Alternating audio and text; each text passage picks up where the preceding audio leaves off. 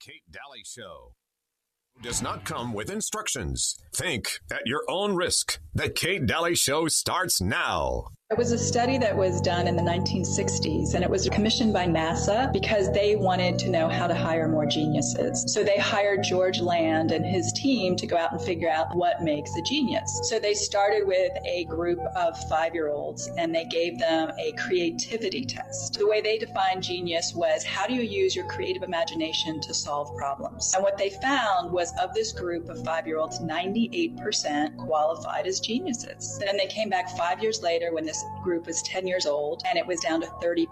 5 years later at 15, it was down to 12%. And then I think they just kind of gave up in disgust. But George Land took it further and went out and surveyed adults and found that only 2% of adults. He attributed this to school, 100% to school, that you would take a population, 98% genius, and dumb them down to 2%. He said uncreative behavior and thinking is learned. Well, amen to that. You know that's true, right? I mean, as far as that goes, what do we do to our youth? Mm-hmm. Dumb them down in the public education system, which is the government education system. Yeah. They're not providing us, the stellar, I think the stellar brains that we actually could be in our lives. And so I look back at my own public school, government school in California situation, and I didn't learn a whole lot. I learned actually more at home and from my parents than I ever did in school.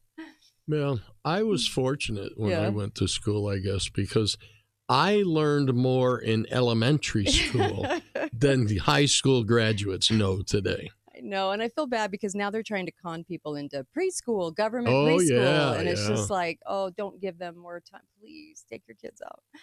I beg of you. Welcome to the Kate Daly Show. Last hour. I can't believe it's last hour on a Thursday. So wild. There's so many things that I want to talk about in this show today. And I did get a message about John Deere. We talked about John Deere yesterday on the show and talked about how woke it's become, and going to Mexico and lots of different things going on with John Deere. But a listener that wrote into me actually was like, hey, here's the real big thing too to think about. And that is the fact that we have really bad equipment coming from them. This is not good equipment. In fact, besides, this is Glenn, besides the DEI stuff here, the issue with John Deere is the older equipment used to be great, but now things break and wear out really fast, and then you can't get the parts. It's impossible. And it's really hard to order a bearing, injector, a carb, a lifter, or whatever to fix it. So they're saying, look, now they have added computer chips, Glenn says, which make it impossible for you to do your own work if something fails because of those computer chips. You're reliant now on that. So I agree with you, Glenn. I really thank you for writing in. I really agree with you on that. It's not just John Deere. Yeah. Everything we get now that we're dependent on from other countries is an issue. My son's Mercedes broke down. The engine blew up. Oh, no. It's been 2 months trying to get the parts to rebuild the engine. 2 months? 2 months. We're in 2024. How's that even possible? I can't get the parts. They can't get the parts out of Germany from Mercedes to fix it. Wow. So, we need to get back to having our industrial base rebuilt, our production here in this country redone. And then maybe people can start getting better paying jobs. You think? Yeah. And here's my public service announcement. You had yours about heat. I'm so grateful for that because I wouldn't know. Yeah. I love the government alerts, the color scheme, the Sesame Street alerts, but because we're too stupid to figure it out. But my public service announcement is, oh my hell, what happened to flying? What happened to customer service? What happened to the ability to go somewhere in the country and actually have it reliable and have a plane that works? There was another incident, of course, passenger bites flight attendant, so they had to ground the plane. And I'll tell you what, I was gone for the holiday, the Independence holiday, and I tried to fly home, and it's virtually impossible to do so. Do you know why? No one can tell you. In fact, they were lying to people. The airline was actually lying. They were not disclosing all the information to people, and they wanted people to sleep at the airport all night long. I'm not joking. And then canceled flights, rearranged flights. It's costing people a lot to try to get home. Limited flights, short planes. Yes, short an actual plane that they promised you, that they booked you for and took your money for. Now it is basically, oh, I'm so sorry. We're short a plane. That's why we keep changing this on you. And this is why we eventually cancel with our already limited schedule. So if you try to save a buck and you try to go on any airlines too, I mean, it's the expensive airlines for sure. And it's also the economical airlines having a lot of issues. So you tell me, Uncle Milty, why are we having so many customer service issues where they tell the customer that they just have to deal with it in 2024 when we should have wonderful customer service? This isn't 2020 even. Yeah. So why? I personally think that Greyhound took over the air travel business. Greyhound took it over. Oh, I love that. Oh, that's great. Yes, that's great. The telegraph. Yeah. The telegraph system took it over. So that is an interesting call because the government in 2020 with the CARES Act shoved a lot of money at the airlines. And I remember, I think it was Nukin that said in 2020 on a press release, okay, said they were going to take over 3 large entities in the United States, okay? And I think it was travel, it was flying, it was hospitals, okay? They wanted to make sure that it was top down, government controlled, but still looked like a private entity, okay? And so that's part of our problem is that we don't realize in 2020 it was virtually hijacked. They were always semi-hijacked by the Secretary of Transportation. Now it's fully hijacked, and you cannot have a reliable trip anymore.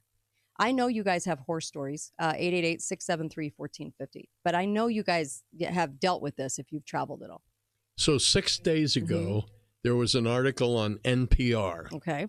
And it says the reason air travel has become so bad is because of the Airline Deregulation Act of 1978.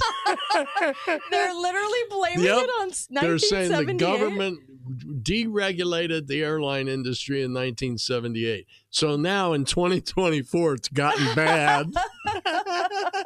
It was just a delayed response by all airlines. That's NPR. Oh my gosh. NPR bought and sold media. I love it. Don't you just always love those excuses? I think it's great. It's so funny to me. So I know that you guys have had experiences, but I think it's kind of amazing that they keep trying to basically tell us that this is just how it is. This is how it should be. This is what is, you know? Strange. Hi, caller. Welcome to the show. Go right ahead. 1 minute. You're live. Okay. So here it is. Mm-hmm. The Paris Climate Accord states that we're supposed to retire all of the flying blowtorches by 2025. Yeah. So they're making it as inconvenient as possible by, of course, compromising the health of our flight attendants or pilots, et cetera, et cetera, et cetera. Yep. Making sure that they sabotage our planes, et cetera, et cetera, et cetera. And eventually they can increase the size of the world so that people can be easily manipulated to go to war against each other, and they don't need... anyway, the entire thing's for climate control and population manipulation. Sir, ding, ding, ding, you are the winner. Thank you very much. Appreciate that. He's the winner. That's exactly what they're doing. They want you at home walking or you're parked on the side of the street, not to be used electric car. I don't even try to fly anymore. Yeah. The last time I tried to fly, I got kicked off the plane. Yes. Because I called the person a stewardess. What? Yeah. What did you do? I called the person on the flight that brought me a drink a stewardess. So how dare you? Sir, and not you're a generic going to have flight to leave. attendant. And we're at 30,000 feet. Oh, no. Oh, my gosh. I love it. You know, the caller is exactly right. That's exactly how it's going down. And we should all realize that it's all about travel. And then next year, they ratchet it up with the IDs for vaccines, which will really make you not want to fly on top of what you're incurring now. Hi, caller. Welcome to the show. Go right ahead. Hi, Kate and Uncle Milty. Hi. Go right ahead. Well, you know, the thing is, part of the reason that they can get away with it, mm-hmm. and I'm not just talking the airlines, I'm talking any type of customer service, mm-hmm. is because for the most part, mm-hmm. people are nothing but sheep. Yeah. And they figure, you know what, I guess that's the way it is. No, well, no. I'll tell you right now, people, like hell, get a backbone and start raising hell. Thank you. Yep. You go into a store, mm-hmm. those people work for us. It's not just like the government, just Yep. like the airline. Yep. If there is something that isn't right, get a backbone for once in your life and raise some hell, mm-hmm. and things will change. But too many people cower like a bunch of cowards, mm-hmm. and they say, oh, I guess that's the way it is. Well, you little pansies, stand up and fight. Ding, ding, ding. We've got another winner. Thank you so much. I really appreciate you. Great comment. Yeah, I just have that. one thing to add to that. What? It is so true. And if you didn't get the memo that you are some sort of stock animal, remember when they put you behind the guards to get into the stores? Uh-huh. Yes. You know, they couldn't tell you just stand in a line. They actually had to put a guard up so that you knew where to stand. I'm just saying, for the record. I mean, it's that bad, you guys. I don't know what to say. It's horrific, but he's right. You have to say no. You have to call them on it. You have to say no. And you have to let your local and state legislators know that you're not okay with them destroying your cities and counties. They are very quietly turning them into cities where walking is A-okay. You don't need your car. And if anything, here's your electric car. And by the way, you can swelter and we'll turn up your thermostat on you because, you know, you're harmful to the climate. And of course, telling you, you know, basically what you're going to be eating, how hot your house is or how cool it is. I mean, you name it. It's endless. Tell them what you think of them. Boo them. Tell them. Be vocal. Be right back. Kate Daly Show.